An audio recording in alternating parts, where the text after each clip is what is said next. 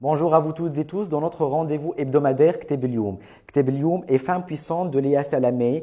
Femme puissante est une série de podcasts, une émission estivale sur France Inter qui a été retranscrite dans ce livre. Cette série de podcasts a été réalisée par la journaliste Léa Salamé avec plusieurs femmes, plusieurs féministes dont nous citons Christiane Taubira, Laura Adler, Virginie Despentes, Elisabeth Badinter, Leila Slimani et tant d'autres. Le livre est donc paru le 9 septembre 2020 chez la maison d'édition Les Arènes. Le choix de Léa Salamé pour cette émission et pour ce contenu n'est pas immotivé ni désintéressé. Dans la préface du livre qu'elle a rédigé, elle nous dit « Difficile à définir, la notion de puissance m'a toujours intéressée. Elle touche au pouvoir, à l'influence, au charisme, mais aussi à l'abus et à une certaine forme de violence ou de domination.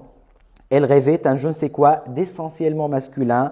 On dit des femmes qu'elles sont belles, charmantes, piquantes, délicieuses, intelligentes, vives, parfois dures, manipulatrices ou méchantes, hystériques lorsqu'elles sont en colère, arrivistes lorsqu'elles réussissent, mais on dit rarement d'elles qu'elles sont puissantes.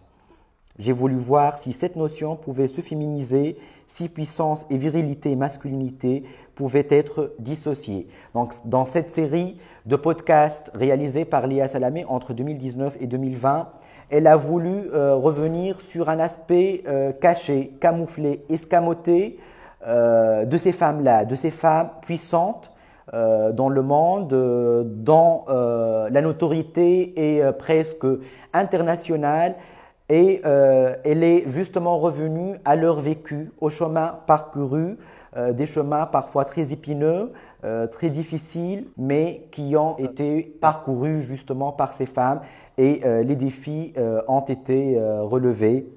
Elle revient juste dans un format de podcast très intimiste sur la notion de la puissance dans la vie de ces femmes, la notion de la peur que Christiane Taubira, par exemple, dit avoir réglé ses comptes avec et sur le rapport aux hommes aussi, notamment avec les féministes interviewées, plusieurs générations de féministes qui ont su quand même se passer le flambeau.